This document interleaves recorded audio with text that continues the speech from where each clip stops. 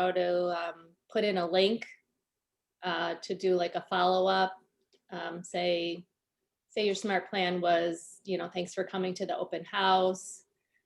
Here's 3 other houses that are similar to that one, just in case they didn't like the open house. So that was really interesting. Awesome. Anybody else? I attended my first open house and helped out at my first open house on Saturday. And she did awesome. Yeah.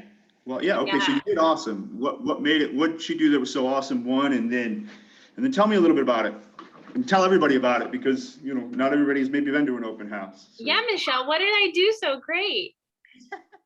You were fearless. You came early. You were prepared. You did the tours by yourself. You look like you knew exactly what you were doing. You acted like a real estate agent. It was Stop great. making me blush over here. It's the truth. I saw it.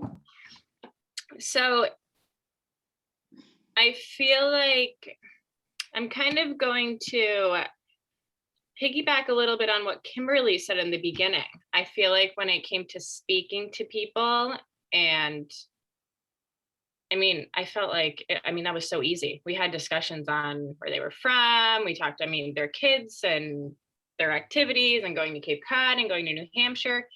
That was all great. Once they started asking me questions about the roof and the windows and this and that and what things were made of, that's when I'm like, wow.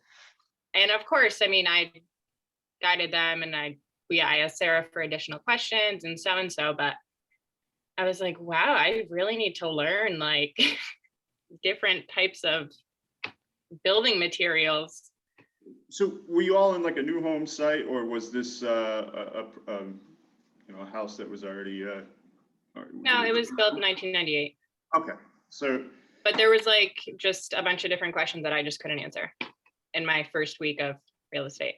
And I would have been shocked if you would have been able to answer it. And I just say that. I genuinely say that with all sincerity. That level of expectation should not be there. So don't beat yourself up over it. If you were great with your response, you just say, I simply don't know, but I can find out for you, right? Yeah. That's all you I want to add to that real quick. Olivia, what market center are you from? I'm from Keller Williams Capital District. Capital District. So you have a phenomenal support team there. I do. So generally, just to let you guys know, I'm the team leader here at KW Syracuse. I'm just helping Chris out today because he's going to be teaching this class. Just to give you, a heads up, what I tell our people, is if you don't know questions to certain answers, whether you're on a team or not, you have a support team to back you up, right? So you could always say, yeah, let me check back with my team and I'll get back to you with the best answer possible. It's like Chris said, you're not going to know everything right in the beginning. But that's the learning process. And that's the beautiful thing about Ignite and all of these things that you are doing is you're slowly grasping that information. And so just to be here today to learn, the things that you don't know and you might not know, kudos to all of you guys for doing that. So super exciting for you guys, but absolutely. You guys all have a huge support team, no matter what market center you're at. So you can always say, yeah, I'll absolutely get that information for you, so don't hesitate to do that. Thank you so much. It's awesome. I have a question also about learning about construction and building materials and everything. Do you recommend any specific courses? Where could I go? Because I've been also struggling with the exact same thing. I think some of the local boards, because every board is different. I've been seeing that our local board here in Syracuse has been teaching a couple different, getting a couple different classes on for our agents regarding that. But also I know that different market centers right now are putting together some masterminds on that too. So stay tuned. Okay, so you don't have any like SUNY University would offer something or something? So I know what I would love to recommend in coming from a builder's background. I was an on-site sales agent for various builders. So one of the things that I thoroughly would embrace in a lot of on-site sales agents. So if you have any new home construction in your area, and I know in the north it's not as plentiful down in south where I was, but what I would do is just take the time, go on site, and ask to talk to the on-site sales agent. One, they want to talk to you. They want general broker agents. They want you there. And if you show interest, they will love it. I'm speaking from experience. Anytime I had an agent come and want to know more, I was more than happy. And then what you do if you want to take it one step further, right? They're going to take you through the construction process. They're going to take you through a house. But what you can also do is get linked up with their construction manager. They usually have what's called a CM is in various. And so what that construction manager does is he oversees the building process. He oversees all the contractors. The agent's job is to solely sell the house and to secure the relationship with the buyer. All right. And then the construction manager helps with that, educating the buyer through the process, right? And then he's also managing the contractors. So with that said, I just share with you all that information. Just if you don't know something about construction, you can go to these sites, you can walk them, you can tour them, you can show up as a buyer, you know, if you want to do that. And so you just kind of coyly go through, like, yeah, I kind of want to look. But if you're really interested in wanting to learn, they want to help you and they want to show you around. Because what ultimately will happen is you're going to understand the process better. You're going to create a relationship with that agent. And referrals can go two ways on that. I may have a buyer that comes to my new home sales site as an agent, and maybe they're not a match for my community, but man, I know an agent who could show them exactly what they're looking for, right? And so then I would reach out to one of y'all and say, hey, I got this buyer. He's not a good fit for my community, but maybe you could, show him around. And then the other vice versa is you're going to be wanting to bring buyers into their community because they welcomed you with open arms, and you might have a buyer that matches the profile that fits within that community. So just thought I'd share that a little bit with you on construction. Don't let it overwhelm you because it is a lot. I mean, I promise you, don't feel like, man, I don't know all this, because trust me, it's a lot. And I had to stumble and stutter my way through what dual window panes were, to shingles on a roof, to siding, to insulation, to carpets, to hardwoods, to engineered hardwoods, granite countertops. And the list goes on and on, right? But eventually you learn it. It's kind of like, I don't know, a simple way to kind of give the analogy is looking at a menu, at a restaurant, right? All those ingredients make the dish. Kind of the same thing with a house. You just got to understand how the ingredients work to put together. So kind of a simple analogy. And that's how I would try to memorize it. That was just my process. So hopefully that makes some sense. So it looks like we got everybody here. One of the things I wanted to do before we begin is kind of reflect back. Y'all made it through 1 week. Maybe some. Hey, Chris, I'm sorry to interrupt you. I just had a question before we go completely off that topic. So I haven't done an open house yet. And part of the reason is I'm not sure how to go about that, in the sense that, so like I get emails from many different brokerages for open houses. But I wasn't sure if that's a commonly practiced thing to sort of just show up at an agent's open house, whether it's with Keller Williams or with another brokerage, or how that works, if people are kind of territorial or offended if you're just showing up, or like sort of what's the best way to go about that? I'll help you out with that, Matt. So Matt, are you newer to real estate? I'm just gathering. Yes. Okay, so are you part of a performance coaching group, or like a launch group, any type of group with a coach? No. Okay, so what market center are you affiliated with? Capital District. Awesome. So again, you have a phenomenal support team. So again, don't be afraid to ask people on your leadership team these kinds of questions. But it's interesting in this kind of market, we've been seeing less open houses just because of how quickly you list a house and the house is already continue to show or under contract within days, because of how fast this market is and how severe of a seller's market it is.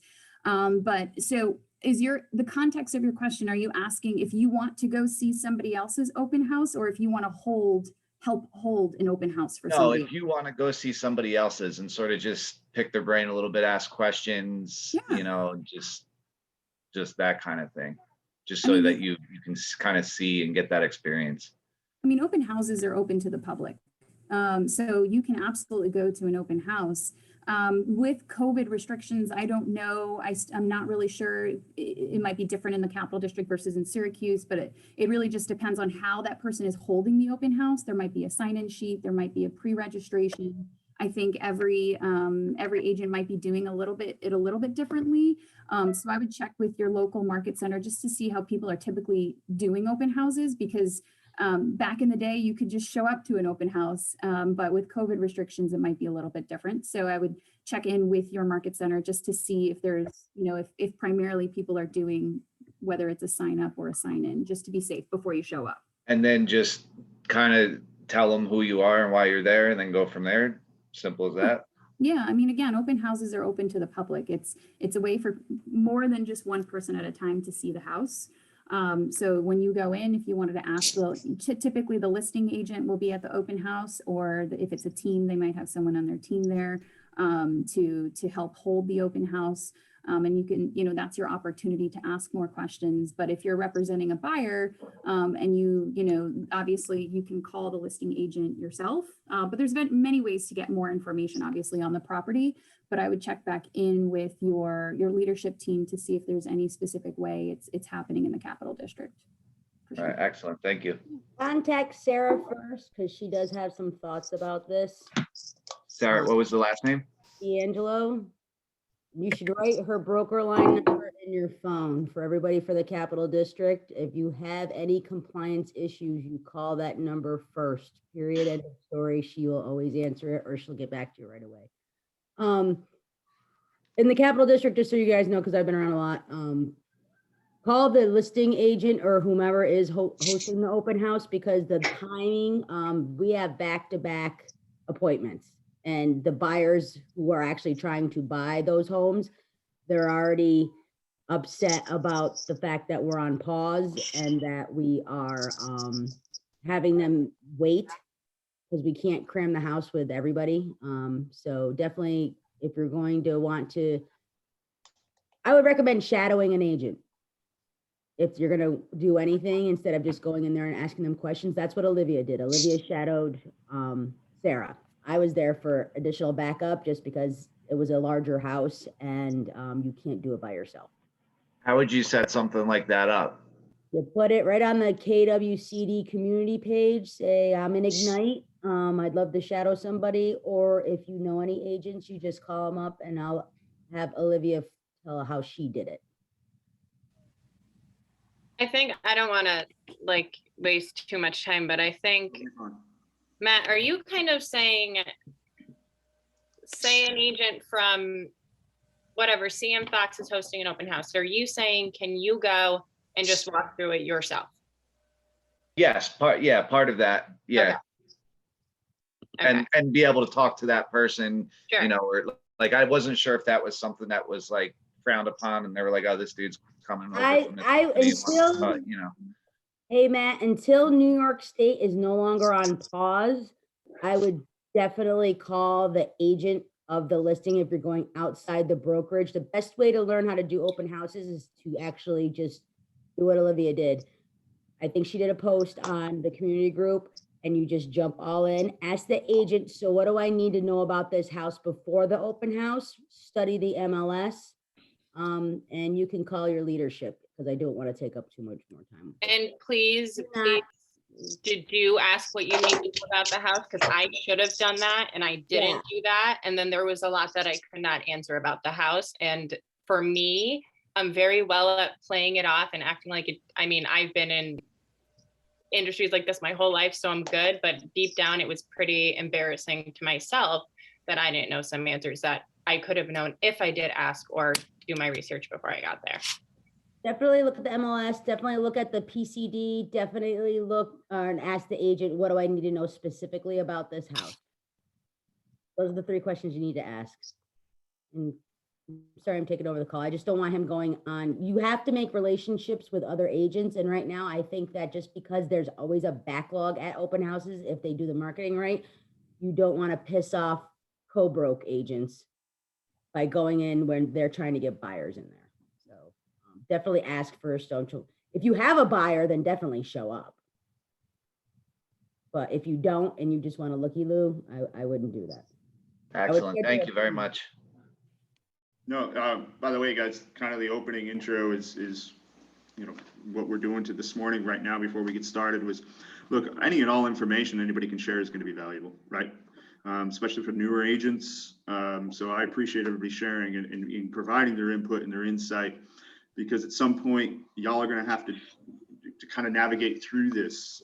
So y'all are going to have to, you know, it's going to be that first experience of going into, you know, an open house, to doing a buyer listing presentation. So whatever insight and anybody's experiences they have, absolutely share it. I mean, we're all here, we're on Ignite for a reason. And so we can all learn from one another, certainly. So Michelle, thank you for sharing. One more last thing, and then I'll shut up for this class. You don't have to study your goal there is to get leads. He's right. You don't need, I didn't know everything about the house. That's a great way for you guys to call them back, get their phone number. You know, they have to fill out the COVID form anyway. Make sure you have their email and their phone number. If they didn't fill it out right, write down if they have an agent. There's a million That's, that you can get on the COVID form. So if you don't know the answer, that's your end to call them back. Don't know everything. yeah, that's a perfect reason to call them back. And so I can just tell you that if you have a sign-in sheet and you're carrying that around, basically you make a note card, right? You have a note card, it's a sign-in sheet. Somebody's coming in, it's a potential prospect to be looking at the house, right? Remember that whole, and we're going to get into this a little bit more. We're definitely going to get into this a little bit more, and we're going to unpack this more today. But you know that whole 70-30 rule that I was talking to you guys about? That's what you're doing on the back of that card. You've got a pen in your hand and you're writing notes. You're asking qualifying questions. You're asking, you know, getting information, gaining insight. It doesn't necessarily have to be all about the house. It's all about the buyer, the prospect, right? And you're gaining information. So when they do ask you what kind of windows these are, you could even flip it around. You know, I don't know exactly what kind of windows these are, but tell me a little bit more of what your concern might be. You know, like you're going to find out because they might speak to a bad experience that they had about a drafty window, right? You're going to understand that's going to be important to them moving forward. Again, you're going to start pulling and grasping. This is where we're going to get into it. And we're totally going to get into all this because we're going to talk about what your value is. Your value is going to be able to have an understanding, appreciation of the information they're going to give you. You're going to be able to obtain it. You're going to be able to absorb it. And you're going to be able to deliver on what it is they're looking for. So somebody's going to ask about what type of shingles they are, right? They're now wondering, what is my investment of going into this house, right? I'm starting to think bigger picture. Okay, you're concerned about the shingles. Is the roof old? Am I going to have to put a new roof on this house? What type of shingles do I have, right? They're thinking bigger structural pictures, right? You're not going to have to know all that, but you're going to understand maybe why it's important to them, right? And knowing why. So when you start to really dissect and sift through that information, you're going to understand the importance. There's your value, right? We're going to totally get into all this going forward today. But that's just a little insight because there's a whole section on buyers in this segment today that we can certainly we're going to be talking about. And so how you're going to be able to gain insight and provide value. Chris, when we go over that, can you, like I did in my first open house, and I had my list afterwards to go back through and reach out to people. Then I have my list, and I'm like, oh my God, I remember who that was, and you know, is there maybe tips you can go over to remember or think 1000%. so I had fun with mine, and I will gladly share how I remembered who was who. Okay. And I was more than happy to share that with you, but I had little comical things because I had to entertain my own little brain. So we'll totally go over that. We'll have some fun with that. But just remind me when we get into the buyer and the listing presentation in case I forget to get off track. So You know, we started our first week. I just want to do a little bit of recap and want to talk to you and ask you guys a few questions on that. But you know, the first day we went over lead gen with Miss Carey, and I thought that was such a great class. She offered a lot of insight of what lead generation is to your business. And then we moved into powerful language and how language is going to get results. So, you know, talking about understanding the language of real estate and scripting. And then we looked into your database and we were talking about the importance of your database and why that is going to help drive your business and how we need to learn how to expand on that. And then we went into set goals that matter. I think all of us we come from different backgrounds, we come from different places. So my goals aren't going to align with your goals aren't going to align with somebody else's goals, but those goals are going to speak to you and yourself. And we set that, you know, you're setting yourself up with an expectation of something you want to reach and obtain. Do y'all have anything more to share about maybe what you experienced last week, some ahas that maybe, you know, one that inspired you, motivated you, or that just, you know, you just want to say shout out to whatever it was that stuck out last week?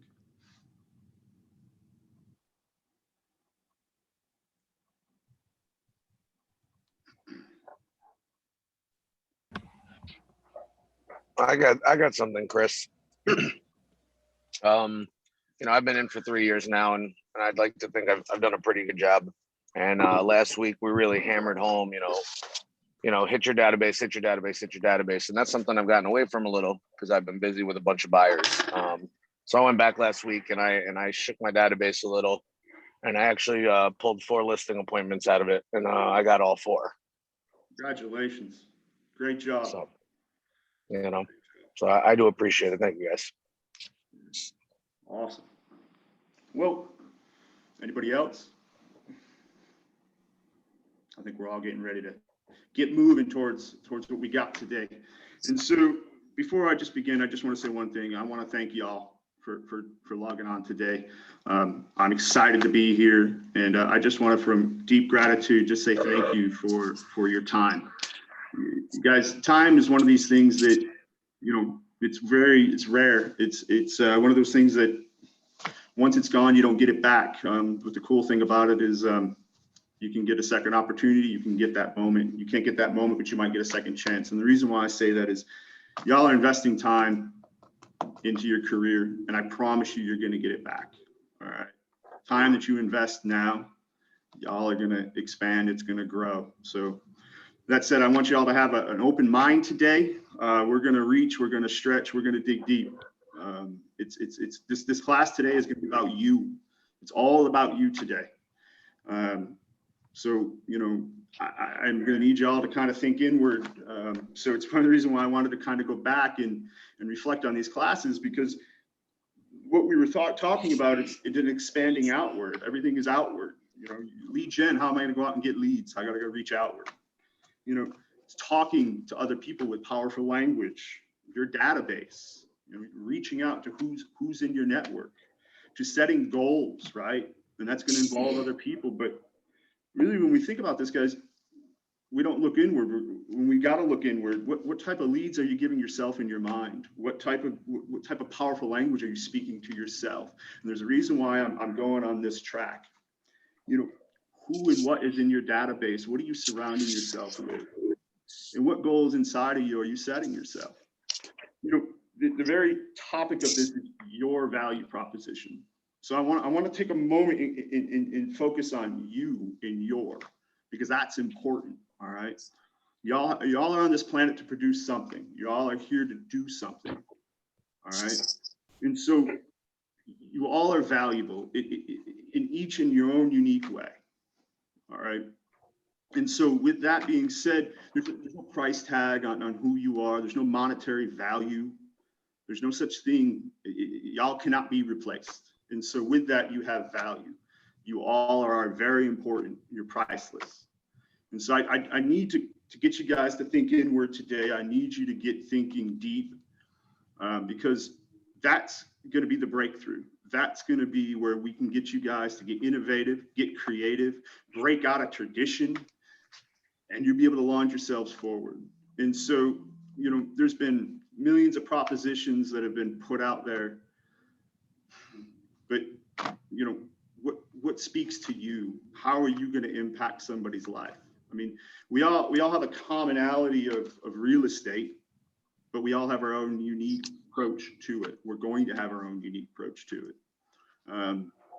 You know, when we were talking about scripts and we were worrying about what we sound like or who we sound like, you know, imitation is the highest form of flattery, but really, y'all, it's really unlocking your true self is the true power of communication. All right. And so when you're going to be delivering your value proposition to these prospects, to these clients, you're providing your own unique person to this. Okay. It's unique to yourself. And I'm trying to set the magnitude of this and the weight of it, and hopefully it's going to reach you, is that so we don't just put words on a paper, you know, we're writing down and doing these exercises that really you want to bring your true self forward. All right. And so I would be, you know, remiss if I didn't add this first slide, and it's not even a part of our presentation today, that, you know, Keller Williams has its own set of values, beliefs, and mission. It's very important to this company, and this is where we kind of seek refuge under their umbrella. And so with that said, I want to share this with you guys to know that, let me see if we can make sure we see this, to know what they stand for. And by the way, I'm going to be 99.9% sure that this wasn't written in an Ignite class in under 3 hours, okay? So the fact that we're talking about something as deep and as valuable as who you are and what you mean, okay? This wasn't written in an Ignite class, okay? So when we start to really think about ourselves and what value we're going to be bringing into this industry, you know, just know that it might take some time, and that's okay, all right? But, you know, we look at their mission to build careers worth having, businesses worth owning, lives worth living, experiences worth giving, and legacies worth leaving. Man, like, I don't know. I mean, how many of you ever thought about, you know, I got into real estate, I'm going to leave a legacy. That's pretty powerful stuff. So when you're thinking about your value proposition, are you thinking about leaving a legacy? What is it you're thinking about doing? How is it you're going to be impacting? And I promise you that when we get further into this presentation, I think you're going to understand where I'm kind of going with the emotion of this. Their values, you know, it says God, good values, faith, family, then business. Business was at the last of that list. I mean, that should tell you that this isn't just a business. It is a business, but it's more than that. And we need to understand where our priorities are, and understanding that having a business, but you got to look at what should be prioritized first. And then their beliefs. It's a win-win or no deal. Integrity, customers, commitment, communication, creativity, teamwork, trust. This stuff is, this slide, I'm just going to share you with an insight, is shared with management weekly. We talk about it, we discuss it, we have to own it, we have to embrace it. And I would be guilty to not have to share that with you guys, because we work for Keller Williams, but you know, maybe we need to own certain parts of this, and we need to embrace it. And maybe we can incorporate it into our value proposition. And if we lay the groundwork by using what they've already provided for us, maybe we're off to a pretty good start. So is there anything on this that maybe stands out to you guys? Is there anything that might speak to you that says, wow, you know, I really one, maybe I didn't know that this is something they had, or maybe you know, something that you could speak to?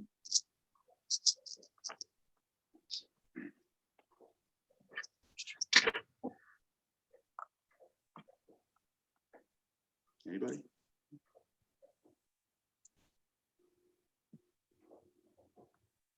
Crickets. Anybody? I think for me, Chris, I feel like I have a hard time calling my sphere, especially for people that I haven't talked to in a long time, you know, and how do I all of a sudden just jump into saying, hey, you know, can I count on you, kind of thing. And this slide And I'm hoping today will just help me be a little bit more comfortable with making those phone calls. I'm fine with people I don't know. I can go up to the grocery store person I'm checking out at and give her my card and talk to them, but I'm having a harder time, I think, with people that I know or just haven't talked to in a while. I appreciate you sharing with that, with me on that and everybody else, because, you know, there was something that I had heard along, and it's amazing. We set these goals, we have these visions, and we have this thing that we're going to want to strive for, something we might believe in or value or hold true, and it's bigger, it's greater.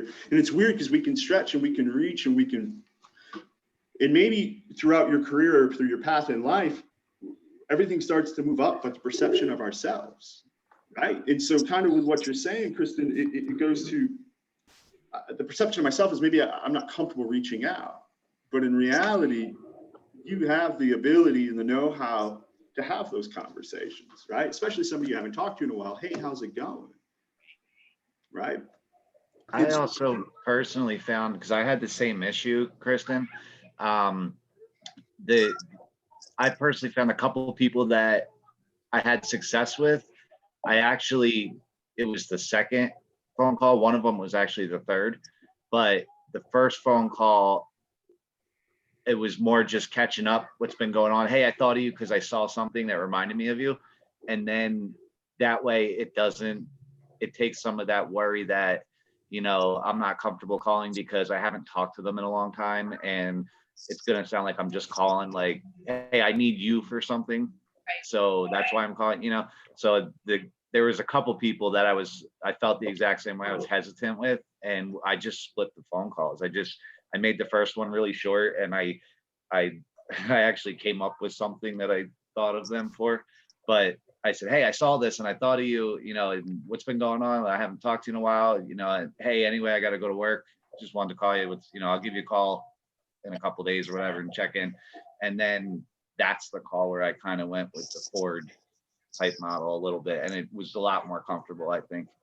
That's a great idea, because I can think of one girl that, you know, we used to work together a long time ago, and maybe we all get together like once a year, but she just had a birthday, so I could call her and, you know, wish her a happy birthday kind of thing.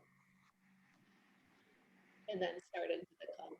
So one of the things that I may have mentioned in one of the previous classes is we're in the relationship business.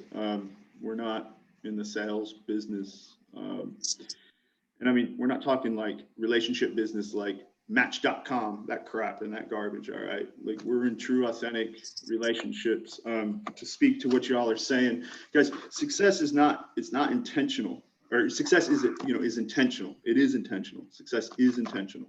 All right, relationships. It's a step-by-step process. It's not like getting on the elevator, right? So to kind of, you know, play to your scenario of calling somebody, hey, I need you. Next thing you know, we're closing on a house because you picked up the phone and you called and said, hey, you got to listen, you got to lead, you got to whatever. It's a gradual step-by-step process, okay? It's not get on the ground floor and go straight to the top, right? It's a step-by-step process. It's building and gaining that rapport. So some relationships and some transactions will go quicker than others, right? But you're still going to be going through a step-by-step process to get there, okay? And so it's being able to slow down, understanding your positioning and where you're at, being comfortable where you're at, right? So if it's you know, it's going to stretch you a little bit to maybe pick up the phone and call that person that was in your database that maybe you haven't talked to in a little while. So. And so with that said, I'd like to, you know, we can move forward to the first slide. And so, sorry, I was cheating. I was doing some review before I jumped on this morning.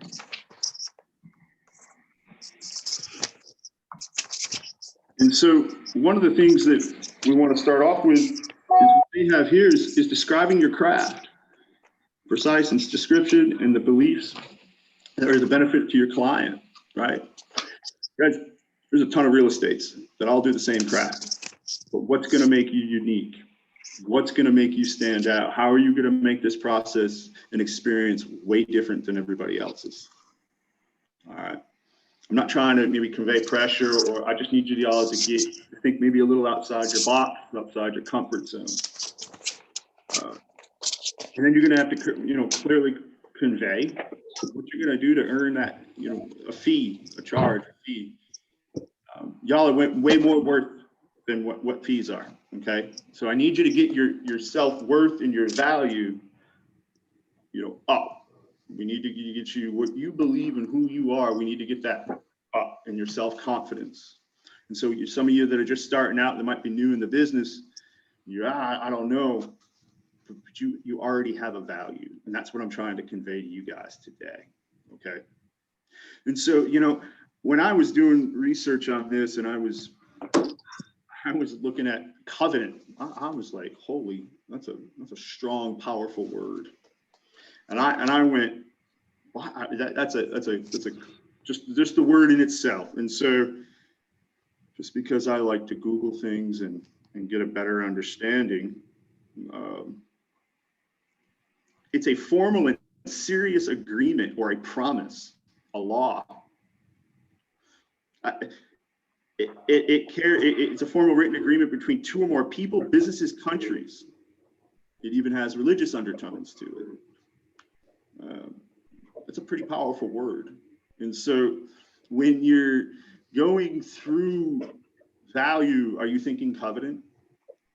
Are we thinking of what can I commit to?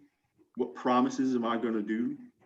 Because you will come across a situation and transaction where you're going to convey promises. You're going to be committed. And you're going to, at some point, you're going to feel like you've got to turn over every stone to do whatever it's going to take for these buyers. And you're going to develop those types of relationships, I promise. And so as we're sitting here thinking about value, we're needing to understand who we are, because ultimately at the end of the day, we're going to go into what real estate is. All right. And we go to this next slide. It's service. We're in the service industry, everybody. If you didn't know, it kind of sounds weird. Don't think that it's not, because everything we do is service to people. We work with people, and we're going to be servicing them. So when we look at what we're doing all day long, we're looking for the benefit for somebody else. It's a selfless type of act. And so your value proposition already is to understand that we're coming at this with a servitude, with a service. And, we're going to get into the experience, because it says we're going to be providing an experience. Yeah, Chris. Yeah. Slides, because seeing the mission slide. What's that? Are you changing slides because we still see our mission and values? Oh. Well, I totally thought that was me. I thought I was looking at the wrong slide. Yeah, on Didn't pull your up. shared screen, it just says our mission. All right, hold on one moment. I appreciate that. Thank you. I don't know why it didn't pull up.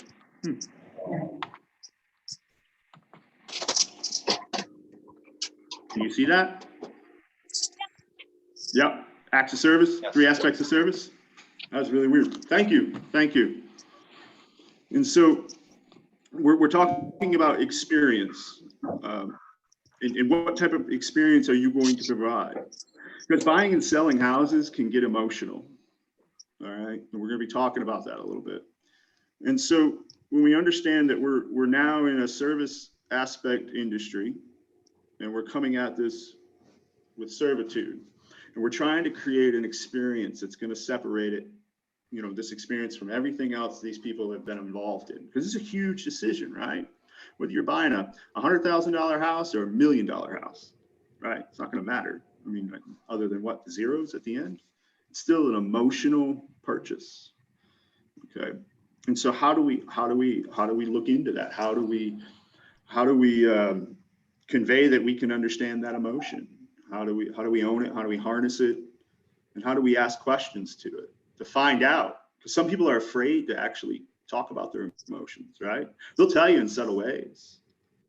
And so this last little aspect is fiduciary, and we're going to get it more into fiduciary, and that's going to kind of get you into the understanding the emotional proponent of transactions in real estate. So y'all see this slide? Making sure it's changing on me here. All right. So we're wondering what the purpose of real estate is, and for buyers, it's going to be finding the right home, and I kind of chuckle at that because we'll get more into that in a little bit. All right, because I think we're gonna spend a little more meat on that. And then for selling, ultimately, it's selling a home at the right amount of time. And it's funny because the only summation that buyers and sellers really want is the least amount of problems. So now we're problem solvers. So if you're wondering maybe what your value and your worth is, well, now you're serving somebody and you're solving problems and you're dealing with emotion. So now let's pause here for a minute before we go into a little bit further. And if y'all want to take a moment to kind of reflect on yourself in your value, in the little printout or package that we have, it says reflect on your value. It's page 4 in the booklet of under the Ignite and deliver your value proposition. And I want you all to just maybe pause, take a few moments, and maybe reflect on yourselves. And then there's 4 questions on here. It says, what words would you use to describe yourself? How would people you know personally describe you? What skills do you have to make a great real estate agent? What experience do you have to make you a great real estate agent? So what skills, what experiences do you have to make you a great real estate agent? How would people describe you? And then how would you describe yourself? We don't have to share this with everybody. It's just a moment to kind of think about yourself. Think about what you value about yourself. Do you value yourself? These are deep questions, but they're important to understand and to know. Okay. So take a few moments, maybe reflect on it, focus on those questions. If you want to write some things down, don't worry. We don't have to share it with everybody. We don't have to share it at all. Okay.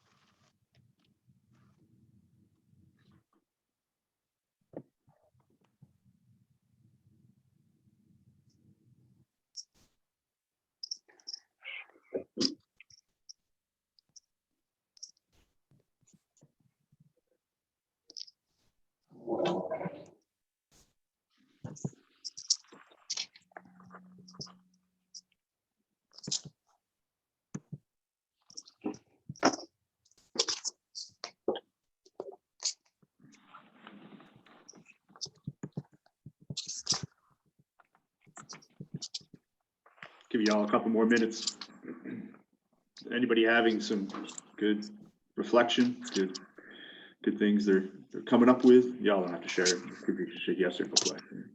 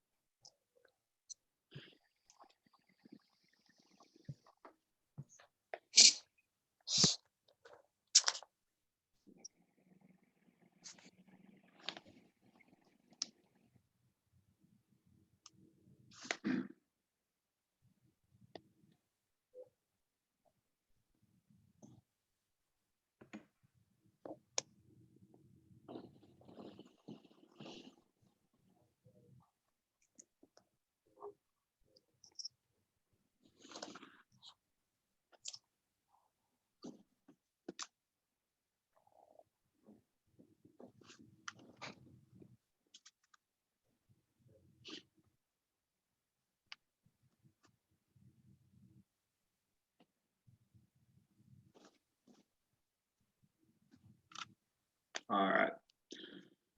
We all set to move on? Right. So the next thing I want to move into is functionary versus fiduciary. And as we've been talking about your value and who you are and the value you're going to bring, it's like when your self-worth aligns with your acts of service, that's where you're going to unlock, this the fiduciary part of the transaction, the relationship. Functionary, I'm going to give you guys a distinct difference between the two. Functionary, and we'll use myself, and some of this will be make up, some of this will be real, but we'll use myself as an example. All right, so I need to sell my house and I need to buy a new house. Selling agent, let's say, just says, all right, yeah, I can list your house, I can sell your house, great. Functionary, right? It's just going through motion. It's going through function. Yeah, I can do that, right? The buyer, somebody's I gotta buy a house. All right, I need a 4-bedroom house. I'm gonna need a finished basement. I'd like a pool, right? I'm kind of giving a little bit of information of what we can go on. Basic general information. The realtor that I'm working with, the buyer's agent, who wants to show me the house, goes through and just shows me all 4 bedrooms house with finished basement. There's no why, right? Functionary would be, I want to know more. Or fiduciary, I apologize. Fiduciaries, I want to know more. So fiduciary would be, Chris, you said you needed a 4-bedroom house. Getting to talk to you and knowing and understanding, well, what's going on? Well, my wife and my daughter and I, we're gonna have a baby. Oh my gosh. And so we need the extra space. Oh, really? That's great. Congratulations, right? Realtor's happy. And I said, well, the other thing is too, is my mom might be coming to stay with me. And as you know, my mom's brother, my uncle, have special needs. And so he might be coming with us on the weekends. And so I'm going to need a finished basement.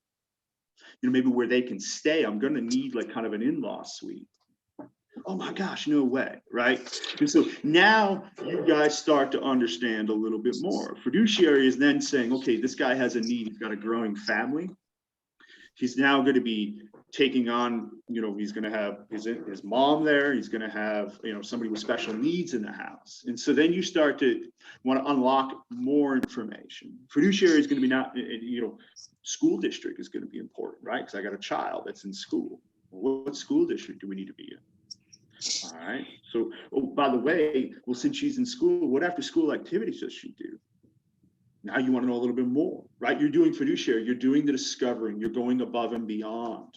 That's what fiduciary is.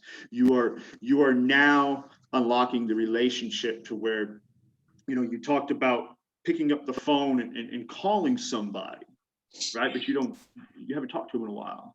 Well, the fiduciary part of that is just getting to know them, getting reacquainted, understanding what their needs are, right? Or just listening to who and what they are. So fiduciary in this type, so your value is going to be understanding what your buyers and sellers are ultimately going to need before they even need it. So if you think on that level, we think, multiply that, magnitude that, right? So in my scenario, so oh my gosh, I heard you were saying your daughter was in dance. Well, you know what? I know that there's a dance school right by this house that has the finished basement and, in the 4 bedrooms, right? And it's in the school district. No way, right? Oh, and by the way, your mom said that she was looking for a women's club to get involved in because, she's just looking for somebody her age to kind of hang out with. She's going to be new to town, was just trying to find a social network. I found that out too. Oh, and by the way, I do know that there's a nurse's aide that can help with the special needs. So you're now going above and beyond. I can give you another example to where one of my buyers got transferred out of town. And businessman was high into, technology. And I got to talking to him. We were going through all the features and functions of the house, and everything was a fit. One of the things he said to me was like, Chris, the only thing I do on my spare time is my release is golf. Guy loved golf. That was his release. What ended up sealing the deal and how I ended up selling the house was not all the features in the house. It was because what I ended up doing when I reached out to him, I said, hey, I appreciate you sharing, a little bit about who you are and what you are. I ended up doing some research on some local golf courses and their different fees and their different tee times. I even reached out to a couple different golf coaches just to see if they'd be available to give you a complimentary coaching. Like I just went above and beyond. And that's what ended up sealing the deal on that transaction.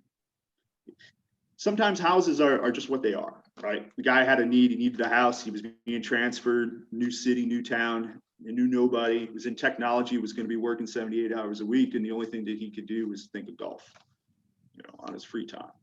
So it's getting to understand fiduciary is going above and beyond, finding their interests and putting their interests above everybody else. Does that make sense? Mm-hmm. So that's kind of a little bit to unpack, trying to figure out what it is they want, what they need. And so I want to skip, instead of going right into the buyers, we're going to go into the sellers. We're going to go into National Real Estate or National Association of Realtors and what they were putting is what sellers want. I found this little statistical graph kind of fascinating, and I just want to go here first before we go into the buyers, because we're going to focus a little bit more on buyers. What sellers want. So when I first saw this graph, and I was sitting here thinking about fiduciary and how we're trying to strive to go above and beyond ultimately what our clients would want, and we're trying to define our value. And then I see this graph, and it kind of almost negates what I'm saying, because let's look at it, 20% and 20%. Help seller market home to potential buyers. I got to pause there and just kind of look at it and chuckle, because if I go to any one of you and say, hey, I want to sell my house, and you say, great, I'm going to put a sign out front and I'm going to sell it. That's essentially what that says, what sellers want, right? But help price the home competitively, right? Well, the market condition will kind of dictate how the home is going to sell, the condition of the home. There's already a predetermined market that's kind of dictated what it's going to sell for. It fits within the certain parameters. Prices of homes, it's not arbitrary. It's not something you can just, negotiate way over, way under. Now, in this type of market, yeah, we are seeing that, and that's an anomaly. That's something that's not true to the market. When we're starting to see, these people selling their houses $20,000, $30,000, $40,000 cash, over asking price. I don't think that's ever happened in the history of the market. So Can you price the home competitively? Y'all know how to, I mean, if you don't know how to, we can talk about it at a different time, but putting together a CMA, right? Those are things, those are tools that you're going to be able to bring to a listing presentation, right? So you're going to have an understanding of how to market and how to sell this home. Time is going to be of the essence, right? That's something else they really want to focus on, right? And really, so when you look at this, what type, do y'all have any input of what's something fiduciary? What's something you could go above and beyond selling a house?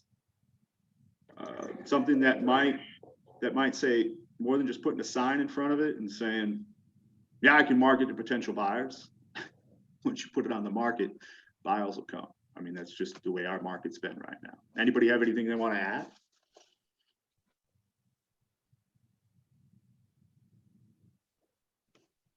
I just had a listing presentation with one of my mom's friends, and she was kind of worried about selling her house because it was her childhood home, but she had to move. So showing her the CMA and just being there for her, trying to sell her house, I think it was comfortable to her to have someone she knew and understand what she was going through. So I'm so glad you shared that, because that does segue into what sellers value. And so there is an emotional connection to houses. All right. We all have that emotional connection if we think about it. All right. The childhood home. I mean, you think about that. Think about the memories that were produced in that house. I mean, they're integrated. They're woven into the fabric of the carpet. I mean, they're stained into the paints of the wall. Those memories, right? And now we have to have a detachment. And so part of your job and part of that discovery is understanding, right? And so then you have to try to have a reasonable, a logical conversation that's saying, no, I know that those memories are priceless, right? But we got to sell your house for $100,000. You see where you have to have those type of balances and understanding on how to have that communication. And that's just the way to articulate that. And so we're having to understand when we're building these relationships, like you said, that is, it's an emotional connection. And so when we go down to this next slide and we look at what sellers value, the reputation of the agent. Agent is honest and trustworthy. Agent is a friend or family member. An agent's experience, which is only 16%. Think about that. They want, if you're looking at this other, which we don't know what other is in this value graph, in which I kind of also find that a little puzzling, but reputation of the agent. So if we go back to if we just really revert back or fall back on Keller Williams values and believe submission, well, I would imagine if we're up here and holding to that, y'all should have a good solid reputation, right? You're all going to be trustworthy. You're going to be a win-win. It's going to be a commitment. It's going to be that relationship. So agent's experience, I kind of think is cool, because some of y'all are brand new to the industry. So what does that tell you? Experience means what? Not as much as honest and trustworthy, right? So it goes into who you are and not really about what your experiences are, right? I guess the message I'm trying to convey is that you gotta think of yourself in such high terms of value and self-esteem and self-worth that when you're doing these types of transactions in this business, really in the grand scheme of things in the general public, they just want you. If you want what's best for them, they're going to appreciate that far greater than anything. All right. Well, Chris, you said the word relationships many times so far today. Yes. If you look, reputation of the agent, reputation based on relationships, honest and trustworthy, parts of a relationship, family member or friend, relationship, and then experience and other. So really, to me, you put those three together, that's all about the relationship that you're forming. Yes. not what you look like, not how much experience you've had, not other, which I don't know what other is, based on certain individuals, but 50% of it is relationships. Bingo. I'm so glad you were able to have that discovery. And that's just something I've really been trying to emphasize. Obviously, I've been saying the word relationship, and I'm hoping we're connecting the dots here, because that's ultimately what we're doing. Okay. And so we go back and we understand that this idea of creating relationships and impacting lives, and that's what we're going to be doing. And so when I say impacting lives, I loved coming up here and seeing what buyers want. Now think about that. If I were to ask you all what your ideal home is, you'd be the buyer. And if it was my job as an agent, I would say, well, what is it you want? I would almost guarantee you no two of you would have the same answer. In fact, there's something out there that I heard one time that there's an infinite amount of information when it comes to a buyer buying a house, right? There's no limit as to what somebody could want. Now, we are able to chunk that down. Now, if you said, well, Chris, what is it you want? Man, I want a 35,000 square foot mansion with 3 pools. I want, the undercar garage. I want a car, again, what does a buyer want, right? And we chunk it down and we say, okay, what's reality, right? What's the price point?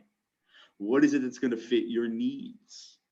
I once did a really cool exercise in a sales presentation and for buyers, and it was you list the things that you want that are going to be pertinent to you and your situation, and then you list your needs and your wants, and you balance them out. A statistic in a buyer's presentation that we used to give was if you found 80%, that speaking to a buyer, if you found 80% of what you want in a house, you got 8 out of the 10 must-haves in a home checked. You have those boxes checked. It's probably almost certainty that that's your home. It's very, very rare that somebody gets a 10 out of 10 for their must-haves if they have this long list.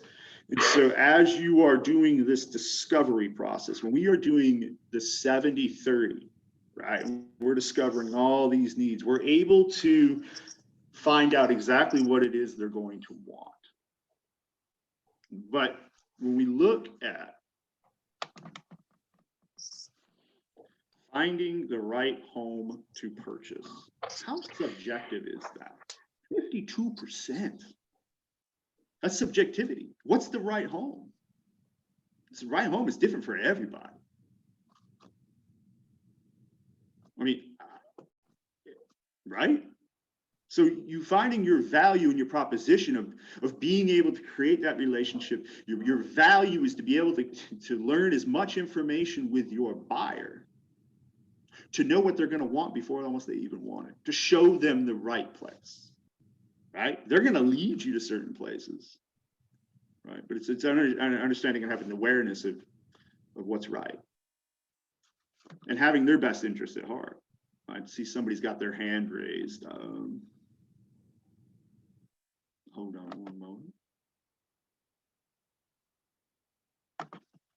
Yeah, go ahead with your hand raised. I think it's iPhone. Does somebody have a question?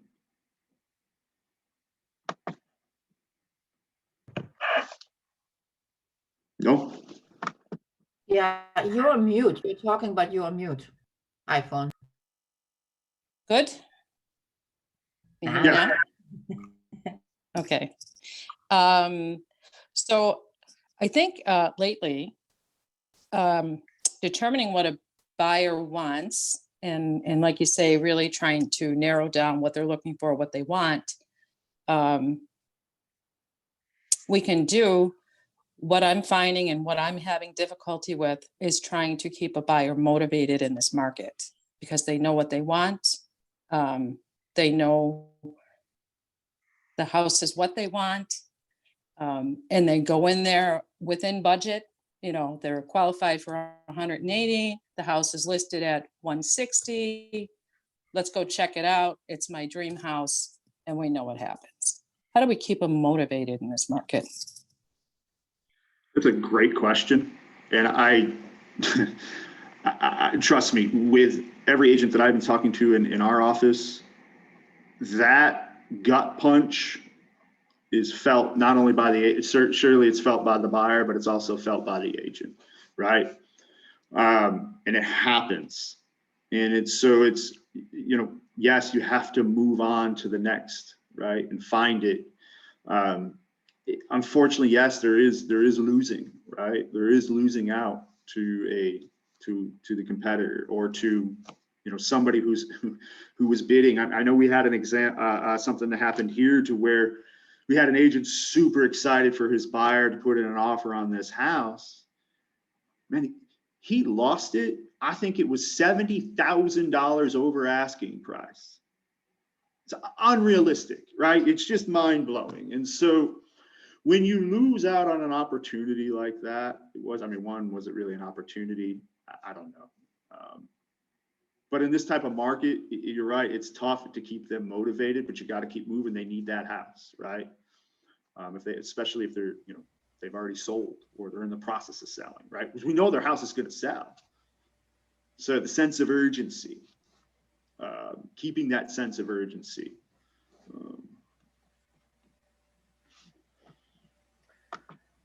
What I just found, I've won some buyers their houses, but the last one, we were the second one in line. The top person just decided to forego all inspections. How do you compete with that? You don't.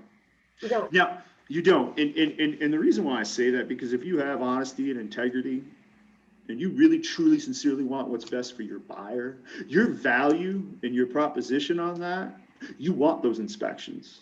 Because you know what's going to happen, and I'm going to speak to all of you on this. They get in that house and they need a new roof. They need to replace the foundation.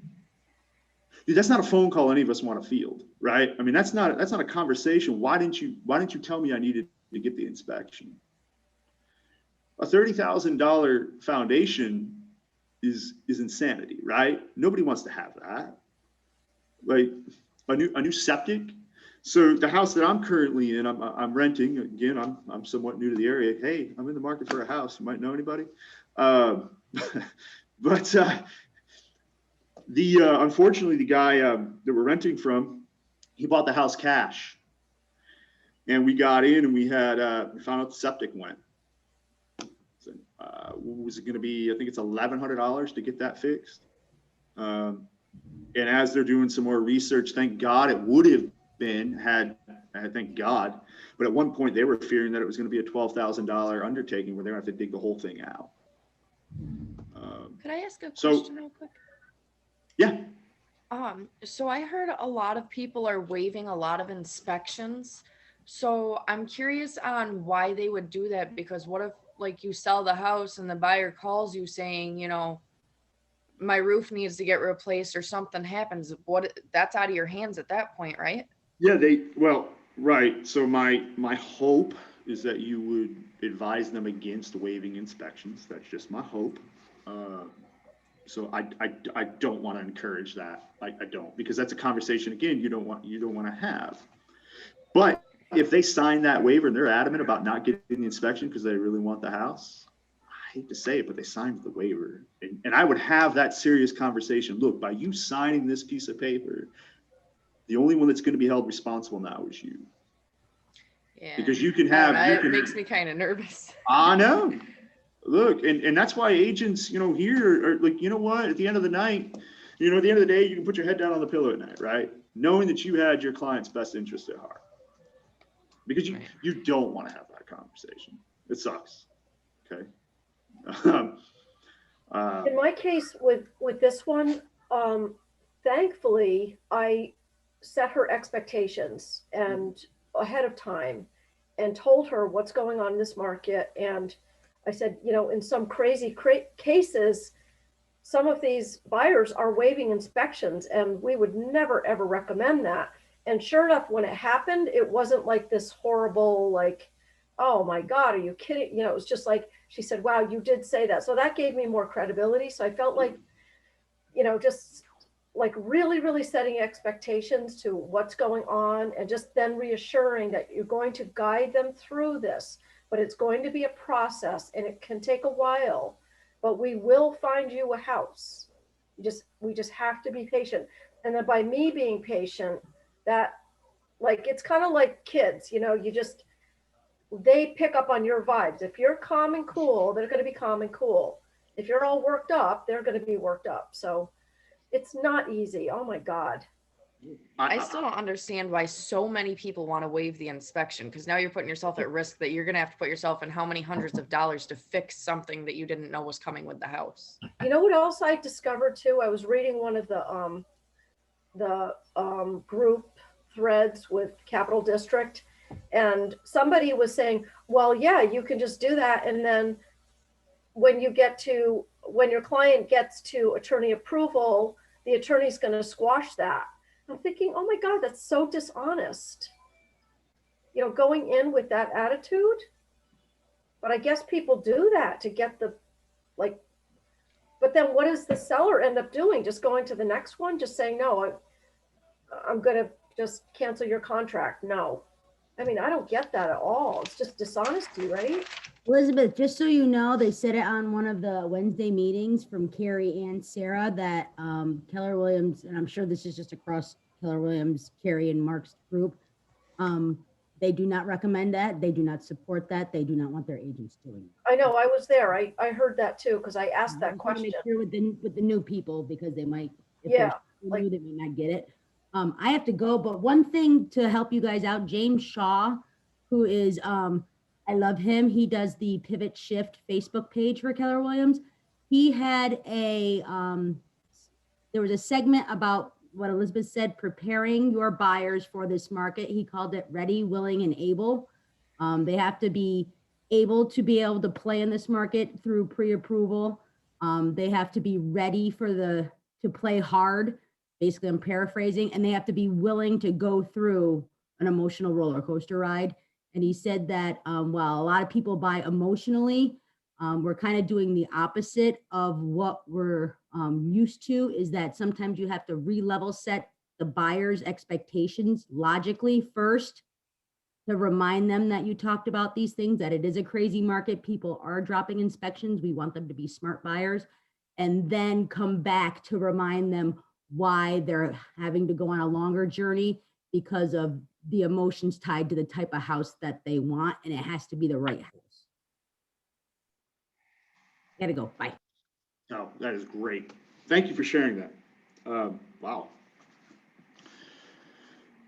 So picking up on what you were saying, Elizabeth, and to everybody, I highly encourage you to make sure that your buyers are getting their inspections. Okay. Again, you know, tying into what she is saying, that, yeah, I mean, typically, so on a normal market, it's emotional, right? Buyers buy with emotion. It's like that with just about everything. If you think about clothing, you buy it because you like how it makes you feel, or maybe the way it makes you look, right? Just amplify that with a house. And so, does anybody have anything they want to add to what buyers may want? So how can you, like, if somebody's strongly against, like, I'm sorry, I'm back on the home inspections, but if somebody's really strongly against that, what is something you could do, like, to be like, well, I really think that you should get the home inspection? You know, I don't. I mean, What?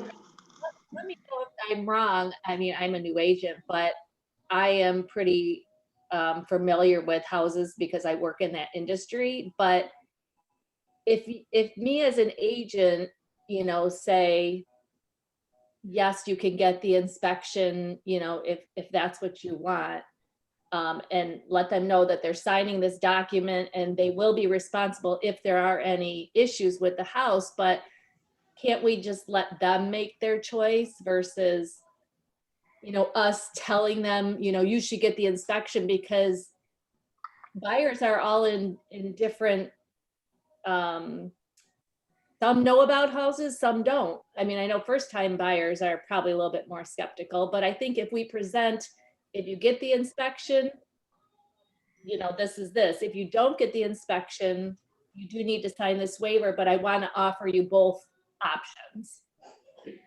So you're the expert. I got something to add, Chris. Yeah. Well, I think we're all speculating that the buyer might not have any know-how as to do any of their home repairs, and the listing agent did a very poor job putting down anything that was new to the property. If the listing agent put down that I had a new roof 5 years ago and the HVAC was replaced 2 years ago and the septic has been new and it's got a new fuse box and the basement smells mold free, and if the property seems like it checks out and the person or family that wants to purchase the house, maybe their in-laws or their father's handy. I have a client that's going to be listing his property next week, and he does rentals. He works for a company that handles rental properties. He did his furnace, he did his fuse box, and he's putting a new roof on right now. And I think that if the certain client that you have, if you ask the right questions, and they or somebody in their family's handy, and the property that you're showing them shows that it had a ton of repairs in the last 5 to 7 years, if they want to waive inspection, I don't see any problem with that. Now, if the place is a dump and it has obvious signs of neglect, then that's one thing. But if they want to forego their inspection, I don't seem that to be a problem personally. Now, John, I'm not looking to be confrontational here, but I guess my question to that would be, if they've done all those replacements, what haven't they replaced, right? It sounds like things are starting to break down. So I guess my concern would be, what expense didn't they take, right? And that typically tends to be a higher priced expense. Well, that's true. If you do a good walkthrough, then yeah, you could look at it at the fact of, if they've done this, what haven't they done? And that's true. I mean, that's obviously a question, but it's in the market, if they're desperate and they want a property, maybe they don't plan on living there for 30 years or 20 years or 10 years. Maybe they just need a place to squat for 3 to 5 years. So it's, even if it looks like there needs to be a repair in the next 4 to 7 years and they don't even plan on living there that long, who cares? I don't know. It's obviously you have a fiduciary duty to provide your clients with the best respect and to help them find their property. But if they want to buy a home, and they don't want to have an inspection, who's to let them not have one? Right. I absolutely agree. I'm just kind of putting food for thought out there. Oh, sure. No, I agree with you completely. I mean, but if you think about the expense of a roof and you think about the expense of a furnace or a hot water tank or electrical systems, if the basement smells dry and mold free, those are probably the most expensive repairs a property could ever have, which would then make me think then, maybe they didn't skip over the small stuff. Yeah. I don't disagree. I look at it as, at this point, if you're already $20,000, $30,000, $40,000 over asking, right? Well, yeah, I mean, at that I would point, think yeah, our you're jobs right. are, I think our jobs are to help our clients make the best investment they can, right? I think that helps us for long term as Sure. opposed Oh, to yeah. a quick sale. So then it I gotta bet becomes, though, because of the market, if a property needs a lot of work, I don't think people are gonna be begging to spend 40 Gs over asking. That's true. I just listed something with a collapsing foundation, and I disclosed it at a collapsing foundation, and I saw 4 offers come in, and I couldn't believe it. What's Right. going on right now is insane. Oh, I know. Well, I think when you get a client, whether it be family or referral or friend, I think they just want, sometimes if they have an idea and they can't get it out of their head and they want to avoid an inspection, I think they just want a third party to support their decision. If that's their decision, you can't tell them yes or no. So Jonathan, as a brand new agent, definitely educate them. But if they are demanding to waive it, then grant their Oh, sure, of course, absolutely. I mean, I'm brand new to doing this. I've sold one home my entire life and it was mine 10 years ago. So I know less about this than probably anybody. I would even What's say legit- over-educate them. You know, it's one thing to disclose the information and say, Yeah. these are the risks you're taking, but you know, say that 3 times in the course of a conversation, or, okay, you really don't want to do an inspection, you know, that's fine. And then when you go to sign that inspection waiver, Of course. again, remind them of the risks, you know, so that way you're not just educating, you're really doing your due diligence to yourself and to the client. Oh, sure.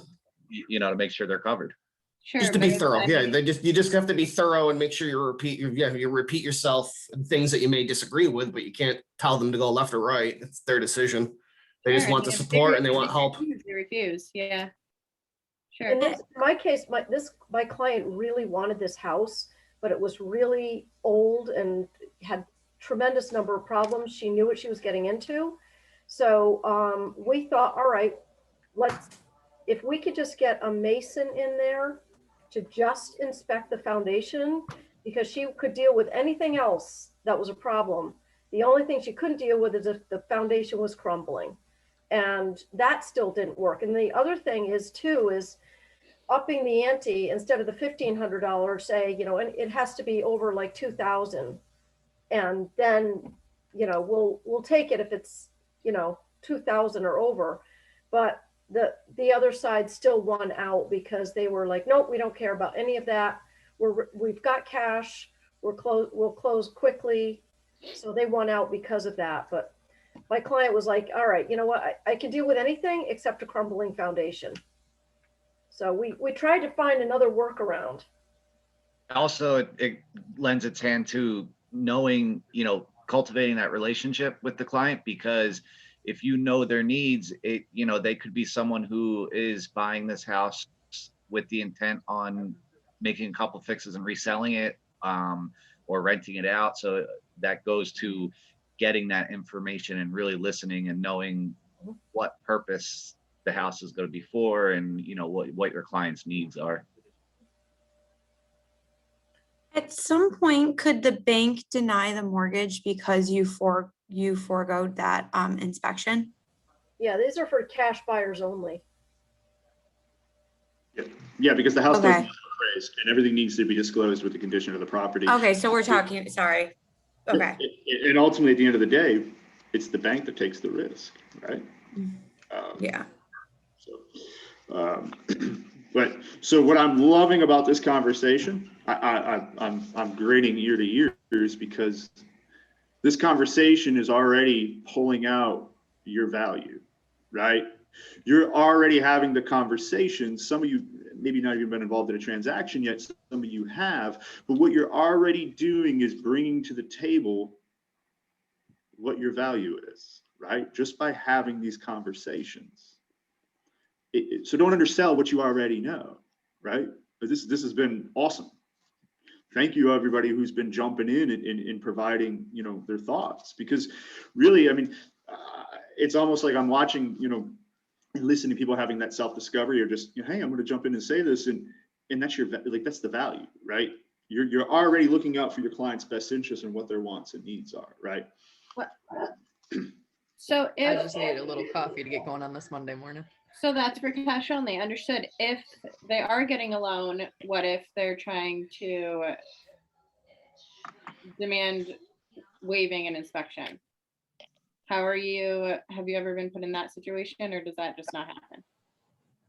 I have not been put into that situation, but I can say that depending on the appraisal and the condition, I mean, I'm going to speculate, but I'm wondering, you know, could the underwriter say, hey, look, you know, the underwriter who's writing the loan, in the mortgage side of it, could put the caveat that, you know, this has got to be disclosed. They could not. But at the end of the day, you know, when the house appraises, the bank is only going to lend for what the house appraises for. Sure.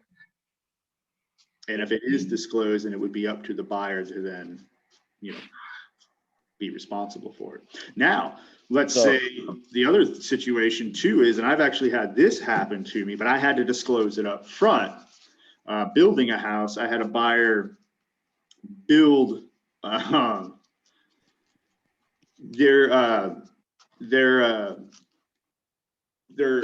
they overpriced all of their upgrades, or meaning they over upgraded the house. Okay. And so with that caveat, I said, hey, if you're going to put all those structural additions into your house, it's not going to appraise. All the other house, you are building a $600,000 house, and everything in the community is literally only 500, 520. The house might only cap at 520. You're going to have to come to the table with additional cash. And the buyer was fine with it. He says, I know what I want. This is what I want. This is what I'm going to do. And so, so sometimes there is that case where there is that caveat where they're going to have to come forward with cash if the house doesn't, depending on the appraisal, right? So. Thank you. So it's funny we're having this conversation because I'm actually in an attic right now during a repair. But I've found that the best way to get a loan and to get past inspections has actually been the 203Ks. And like I said, I'm in the middle right now of having an electrical repair being done. And that got my FHA buyer under contract at asking price in a multiple offer situation. Because we were able to alleviate many of the concerns. Great. Thank you for adding. So we're going to go on to let's see, did it change? There we go. To what buyers of value? How are we all doing? Does anybody need a break? Need a few minutes? I'm just thought I'd ask if anybody was doing okay. Been going at it for an hour and a half now. 5 would be it. I'm sorry, what's that? 5. Yeah, if y'all want to take a 5-minute break and we can reconvene. All right. Can we take 5? Yeah, go ahead. Let's take 5 minutes and then we can reconvene.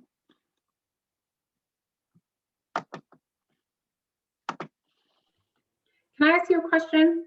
Yeah, go ahead.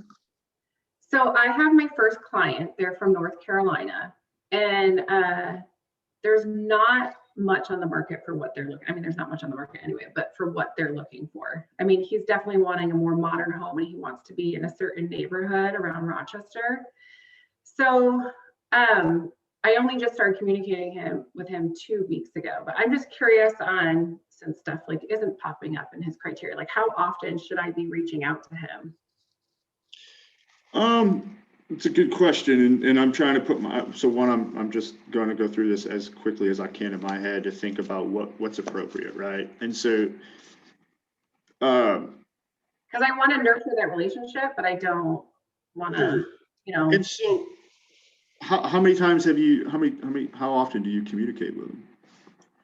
Well, the first week it was an hour phone call, and then he had like a couple questions. We were emailing back and forth, and then last week I started looking for long-term Airbnbs for him because he wants to come up for about a month over the summer. So that was Friday. That was my last contact with him. But I mean, I don't know. I just don't know how to handle this. This is my very first client, and I don't even have a mentor yet or anything. No. So do you know what his must-haves are? You said modern, right? But let's chunk that down. So His favorite style is California contemporary, which is just not around here. But he wants something that's 3,500 to 4,000 square feet. He wants to be, I don't know where you're located, but I'm in Syracuse. Oh, okay. So I'm in Rochester, and I don't know if you're familiar with the Brighton area and Sandringham and Clover and those. Unfortunately, I'm not. I'm familiar with North Carolina. That's where I came from. Oh, okay. Yeah. So he's moving here from Durham. Yeah, that's where I just moved from, believe it or not. So he wants like 3,500 to 4,000 square feet. He wants a first floor master because they want to age into it because it's a 70-year-old couple. Okay. And he's hoping for at least a house with large individual rooms with a lot of light. And he wants a minimum of a half an acre. So he has a very hefty budget, but there's just not much available. So I actually used to sell ranches, and I understand the no stairs, elderly buyer that's, you know, an empty nester, but usually empty nesters downsize. That's a large ranch, okay? There is one neighborhood that has large ranches that are modern, but they're more like mid-century modern. And Yeah. so I think it just depends on how they've been updated over the years and when some, and it's a very difficult neighborhood to get into because stuff rarely pops up. Sure. Man, and so Megan, I would. sorry to interrupt, Chris, but I know you're asking on how often you should be communicating with your clients. If you have not yet tuned into a tech class that talks about smart plans, a lot of times smart plans in Command help nurture your leads a little bit more for you. It kind of takes off some of the tasks and the to-dos and sometimes some of that extra communication for you. But I really feel that as you get busier and busier and you have more and more buyers, it's going to be to what you set your expectations for your clients, right? Especially giving them the understanding of what this market looks like. I think it's to your comfort level and what you're like, this whole class is all about, your value proposition. So if you promise your client that you're going to talk to them at least once a week or at least once or twice, you're going to give them a phone call a week, then you would have to meet those expectations. I think that there's no set in stone metric for how many times you should be calling someone to check in on them, but also know that it can become a lot if you're going to be doing that with a lot of people, right? So there's a lot of ways that you can add leverage into your life by implementing something called a smart plan into your business when you are working with leads. So I just want to make sure I brought that up to you. So you're working out of the Rochester area. So connect with someone at your market center who might be your tech specialist or somebody who's teaching Command classes and make sure you jump on a class that teaches you a little bit more about smart plans. And I think that'll help you out a lot. But also if you haven't read more than one neighborhood, because you know how with the smart plan with the monthly neighborhood emails, can you add more than one neighborhood? Because the only people I set up for smart plans are people who I have in my contacts, and I just only linked them to their current neighborhood they're in case they want to be selling. Yeah, there's different types of smart plans out there. So really it's just exploring the different ones that add leverage to your life. But I definitely would connect with somebody that can help you with that and just explore I have it a a little meeting bit. on Wednesday with someone in technology at the Brighton office. Perfect. That's going to help you a lot. And make sure you ask that question there and they'll be able to help you with the specific smart plan that you might be able to use in these kinds of situations. So, but also guys, don't forget to, read some of these sections in the MREA. It talks about the, for wherever you are, different phases of have mets, have not mets, whether it's an 8x8 or a 36 touch. And this might sound a little foreign to you guys if you have not read the MREA, but go ahead and read the Millionaire Real Estate Agent. I'm just, pushing that to say that there's a lot of your questions to some of these, a lot of answers to some of your questions will come with that book as well. But also definitely, Megan, for you specifically, figuring out what that expectation is that you're setting for your client on how often you're going to communicate with important, and then utilizing smart plans for leverage for sure. So it's a combination, but it's also an agent that's been with my office for 29 years. And he even said to me, he's like, this is the type of client, when I first had my meeting with him, I called this agent afterwards and he said, this is the type of client that you don't want to set up a plan for him directly out of MLS. Like you don't want him to receive notifications. You want to look through everything yourself and send them out individually. But with nothing popping up, that's why I didn't know, like, how often should I? And I mean, it's almost sometimes like giving them a call and saying, it's definitely going to be a waiting game, I feel like. Yeah, it's almost saying, hey, look, I know that these are your expectations and what you're looking for. And I am doing my absolute best to get that for you. And, and setting the expectation, this is the kind of market that we're in. And you're doing everything in your power to help them get the house that they want. But another trick that I would suggest, just for anyone, in the beginning, when you're sitting down with your new client, is almost go through a little bit of what we call a needs analysis. Find out, like you're saying, this is the type of person you wouldn't want to do this with. This is the type of person that you would want to do this with. And so every client is going to be different. Every client's going to want to communicate differently. There's going to be clients that just want text messages. There's going to be clients that just want emails. There's going to be clients that want every single form of communication. Trust me. So it's in the beginning when you meet people and say, so what are your expectations of me? And I will give you my expectations as well.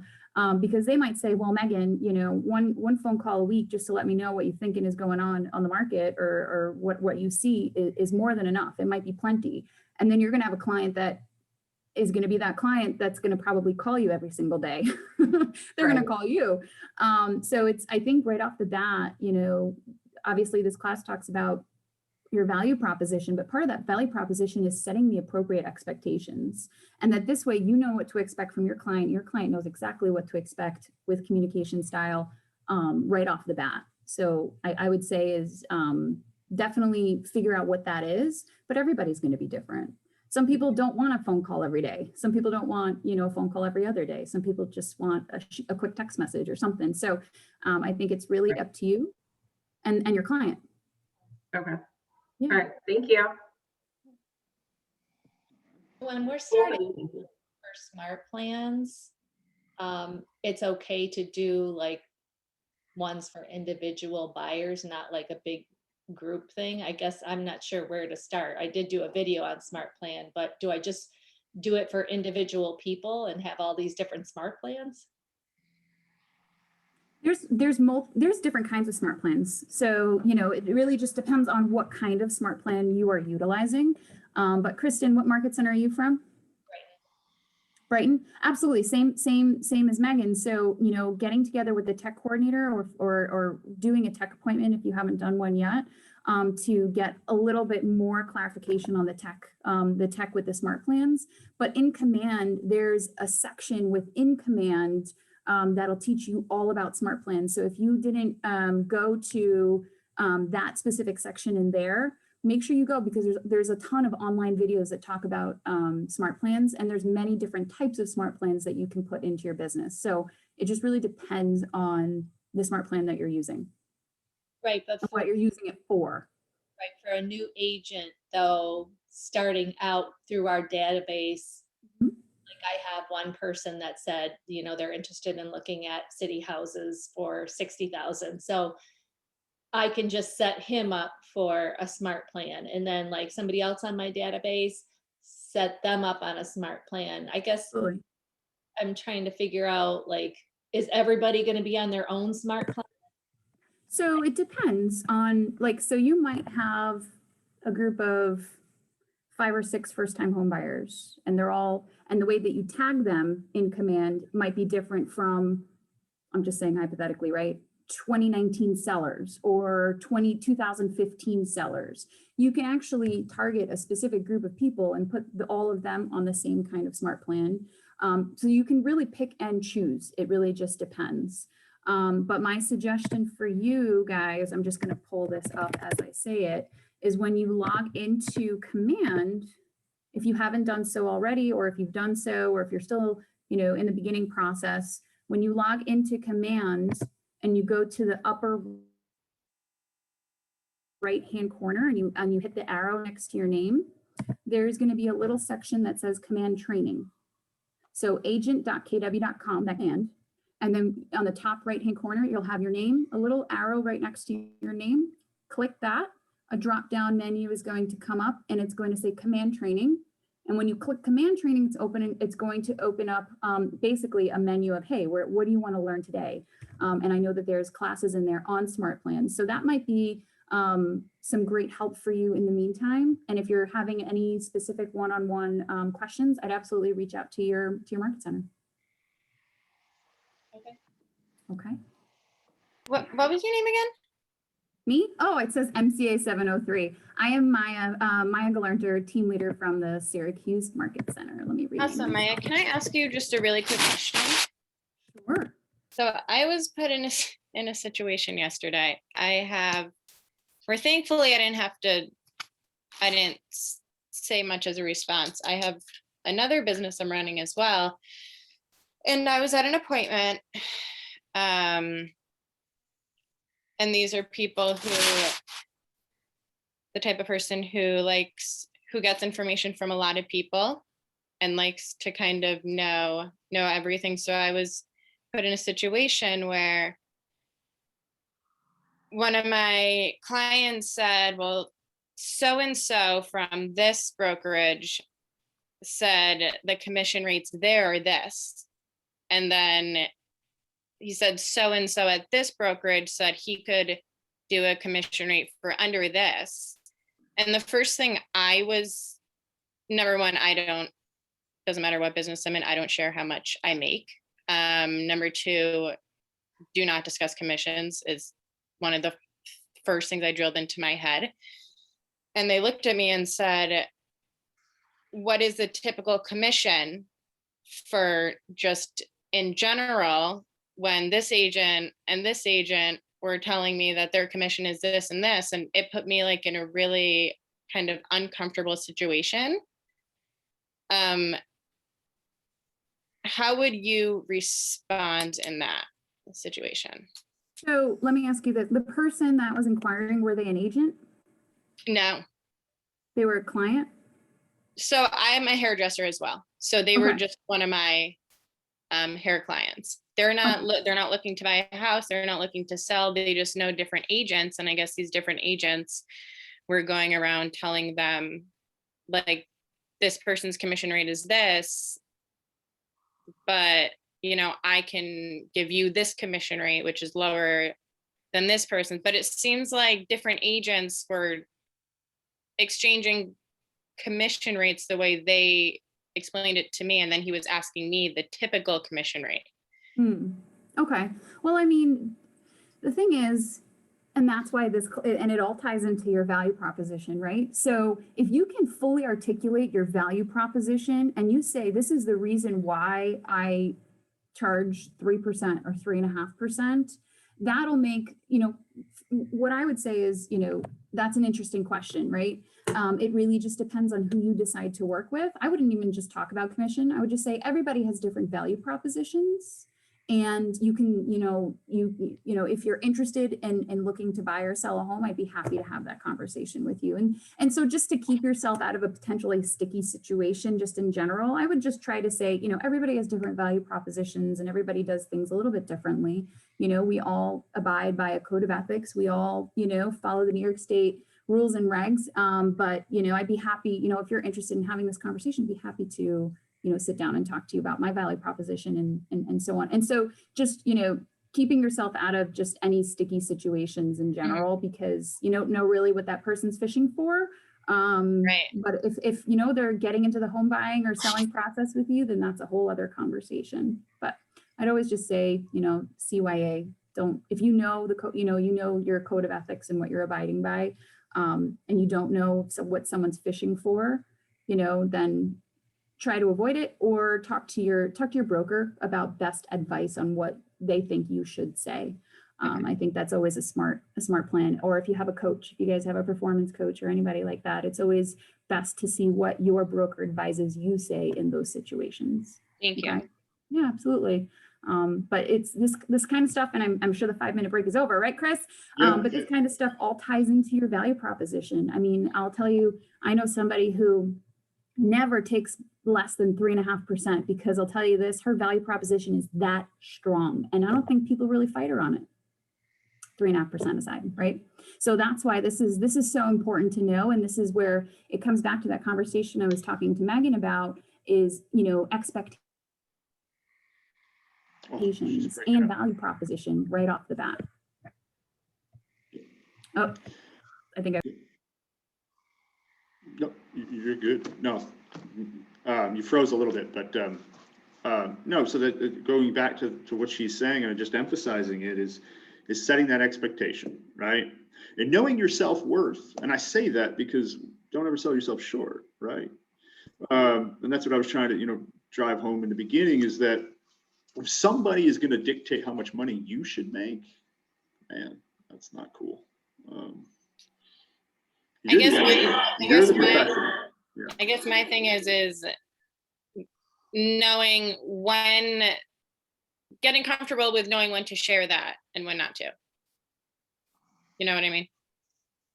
Yeah, and so when they're ready to sit down, move forward, and they're ready to hire you as the agent. Because I had somebody, it was a family member and it's so whatever, but I had them say to me yesterday, like, it's ridiculous that unless I'm ready to, buy or sell, that you can't give me that information, because then, I wouldn't go to you. I wouldn't go to you, period. And they're giving me a hard time. It's my family, but I'm like, okay. So I'm trying to kind of find You know what, Olivia? Can you guys hear me? I think I'm breaking up a little bit. Can you hear me?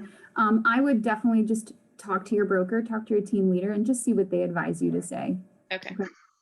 Because every market center is different and whatnot, but I would definitely go to, Jess is your team leader there, and Chuck you're in Rochester, right? Capital District. Capital District. I would go to your team leader or Sarah D'Angelo would be great. I would go to them and just ask them what they would advise you to say, for sure. All right. Thank you. Yeah. But I'm glad you guys are bringing this stuff up, because it's stuff that, it's going to be helpful for everybody else. So. What about if they're just asking what like the average range is for agents typically? Are you allowed to disclose that in like an initial conversation if somebody is not necessarily ready to buy, where they're just like, out of curiosity, what's the commission for agents, and can you give like a generalized number? I mean, you could, depending on the relationship status. But I would say, depending on your area market, because it can vary. And so let's just say, the average agent does do 3.5%, 3.5%.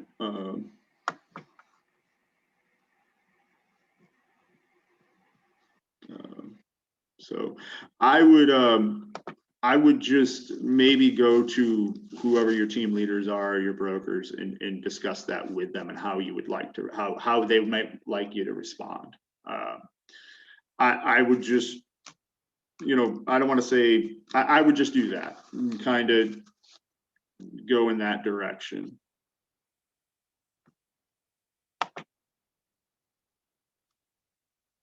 So. All right, are we all back from break? How's everybody doing so far? So one of the things was brought up was, who are your competitors? Right? Knowing your competition is going to help strengthen your value. Okay, we kind of brought that up, right? I can tell you as a new home sales agent that I had to know my competition better than they knew themselves. Right? That kind of sounds crazy, but I literally had to know what everybody was offering, how they were offering it, when they were offering it, what their sales propositions were, what homeowners valued in their product. And that goes into how well the agent is doing, right? So I had to know all about that too. And so having an understanding of what your competition is doing and how they're doing it will help value you. That is, I really want to emphasize this though. That doesn't mean you can go out and talk garbage about your competition. That's very frowned upon. And I say that because it makes you look bad, right? If you value yourself, then you value others, right? And so one of the things is just having the knowledge of what other agents around you are doing, right? I can't emphasize that, just kind of knowing what they're offering, why they're offering it. What are the best ways to find that information out? You can talk to other agents, talk to people within your office, because some people are going to know, especially your more experienced agents are going to know what the other brokerages are doing and how they're doing it. I would go that route first, and just talking, because I can't speak directly to the competitors in your market, in your really who the strongest, somebody who might be our direct competition here, it might be different than yours out there, and so it's just different, right? But knowing what they're doing and how they're doing it, and how maybe they're being successful. Let's be honest. I mean, there are some successful agents out there that don't work with Keller Williams, right? I mean, so understanding what they're doing and how they're doing it, it adds to your value, right? So you're going to have to know your competition, just like one of the cool analogies that I like to kind of use is, professional athletes, they get what's called scouting reports, right? So if you're in a locker room and they hand you a scouting report, that scouting report essentially says, here's their strengths and weaknesses on said player, set play, whatever the case may be, right? So what do? They understand how they can play to their own strengths. They understand how they play to their own value. And so they use that scouting report to their advantage. All right. So I would highly recommend getting with some experienced agents within your office, getting with your team leaders to know who your direct competitors are, right? If we don't even know who they are, find out. It could be different in each market. And that's why, since we're spanning across the region, it's one of those things you just need to find out, and then understanding what they're doing and how they're doing it. And again, I want to emphasize, don't go talking crap about them. Okay, it does nobody any good. All right. I've actually been in those situations personally, and on the sales side where somebody disagreed with a competitor and was talking a bunch of garbage. And it's an uncomfortable situation, right? And so the next thing that we were talking about, and maybe on the break, but Maya brought up, it's funny, she was moving ahead on my slides, whatever. But she was talking about our technology. Guys, so one of the things Gary Keller loves to say is that we're a technology company disguised as a real estate firm. Okay. The investment in the amount of technology that you all have at your disposal and the degree of advancement that it's unreal. You guys have a tool that is so valuable at your disposal in Command and in the app. I would just harness that tool. I would own it, embrace it, navigate through it. Yes, it can be frustrating. It can be irritating. Yes, there's a whole infinite amount of possibilities that it has, and tackle it, own it, embrace it, because it's such a powerful tool in the direction in which the industry is leading, and it's kind of moving. One, they can never take away your one-on-one personal relationships. The only thing that I can tell you is having technology and having it at your control can help just kind of enhance those relationships. So I just, really want you all to own it, accept it, embrace it, study it. If you need help, get with your tech people that are within your office. Because if there's any questions, whether it's Command or on the app, we have the resources available to you. Answers@kw.com is one of the big ones that you can go to if you have any questions about technology. And then you have your regional tech guy that I reach out to, but then you have within your office, you do have tech coordinators. You have people that's their jobs, it's their skill set to help other people get through it and use it. And so another thing that you can add, into your value is knowing how to use it and when to use it. Maya was talking to somebody and, was talking about putting them on a smart plan and knowing how to, when and to implement that had come up. kwconnect.com for tech-enabled agents. We have the sites available and the resources. If y'all have questions or needing to know where those websites are, what they are, let me know. You can email me. I'll send you the links. All right. Obviously Maya put that in the chat. So my screen is frozen.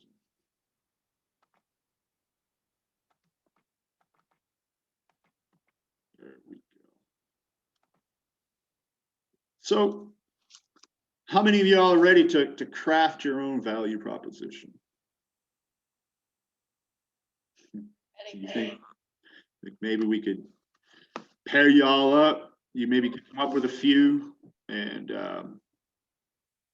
we could take a few moments, maybe talk about what maybe your value propositions might be, and then we can maybe reconvene and see what y'all came up with. So I'm gonna get you all set up with a breakout room.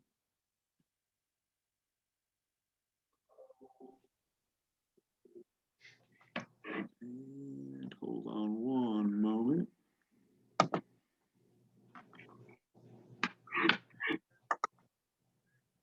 There we go. So we're in breakout rooms. All right. Just saying hi. In case you guys didn't know, we're like right across the hall from each other. You got the breakout room.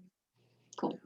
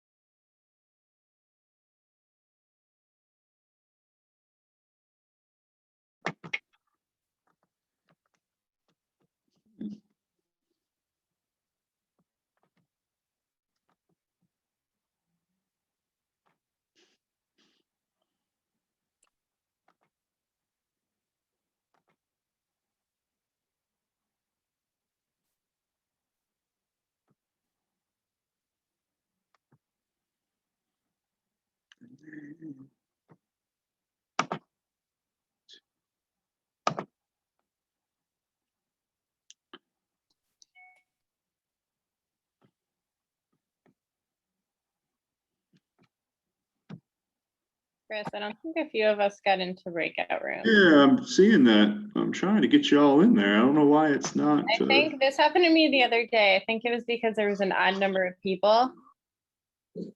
It's weird, but I've moved. Yeah, which I mean, What happened? they didn't get moved into the Into a the room? Yeah.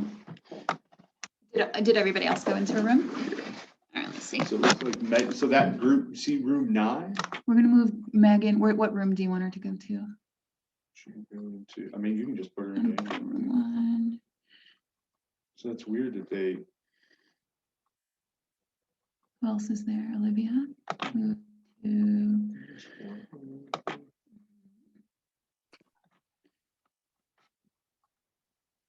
Let's see here. Did Megan move? Megan, are you still there? Nope. And who? Sherry Ling. Where's Sherry? Sherry just said that you can't. Cool. All right, I'm gonna mute you real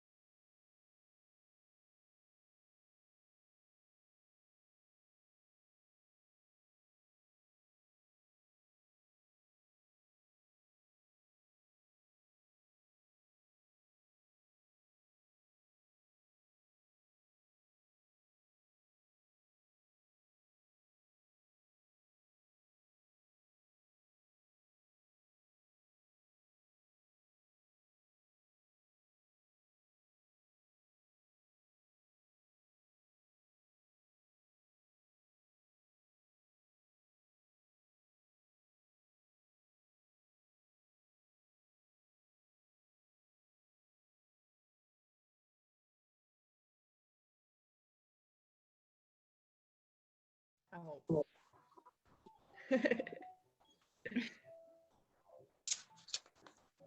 But I did the one about me in there, but I don't know.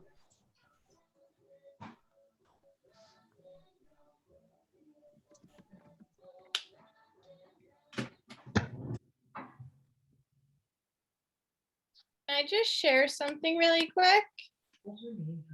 Tanya Schmidt.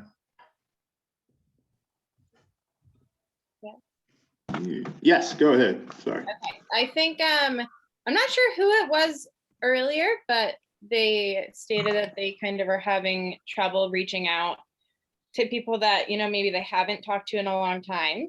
So hi, Kristen. So this is just a little like 10-second example. I don't want to take up too much time, but I haven't talked to somebody, and I think I shared this the other day too in Ignite, for probably 4 years. And then I saw something, you know, on Facebook that I can relate to. So long story short, I reached out to them. I kind of made it like about them. How are you catching up? And then I, you know, let them know in another conversation that I was in real estate. I followed up again over the weekend, just kind of saying, hey, how are you? How's your weekend? What are your plans look like? And he just texted me a minute ago, just saying, hey, how was your weekend? Let's get lunch.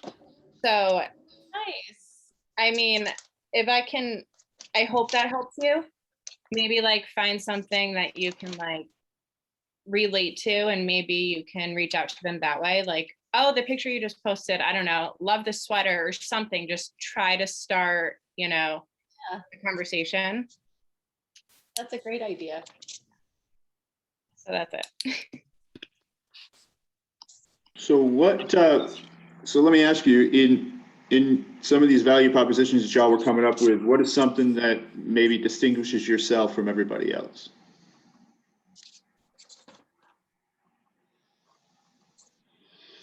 Well, I'm going to speak for Scott. I was really impressed where he talks about his military values and how he brings that to the table. And I just really think that that's indisputable by almost anyone's standards. And then he rattled off what they were, and it was different. And it was like, wow, if you have those standards in the military, you know, real estate's a nothing compared to that. So I don't know, I was really impressed with that.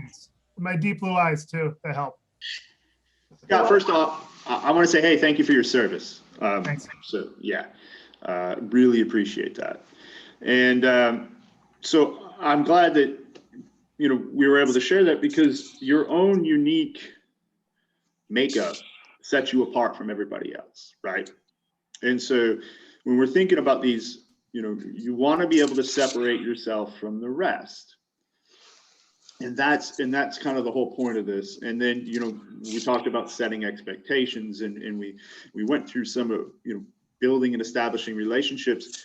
What are some aha moments? By the way, we're going to be wrapping up here shortly, so I'll get you all out of here early. But I wanted to reach out and just see, you know, what were some of your aha moments today?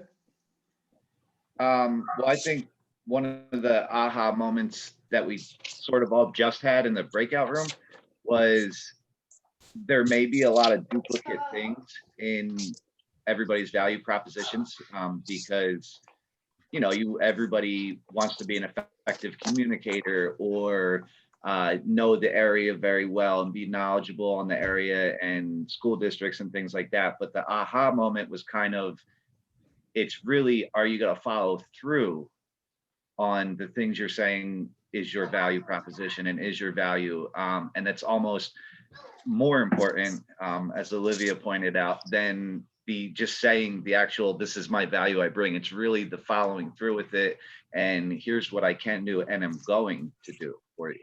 You gotta walk it like you talk it, or don't talk it. Ooh, that is awesome. I love it. I love it. Goes back to that covenant, right?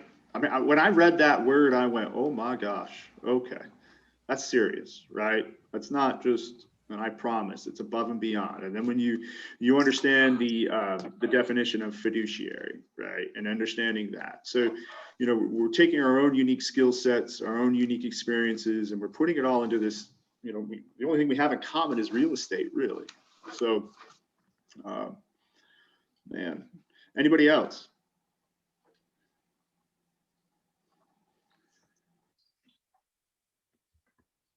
Anybody?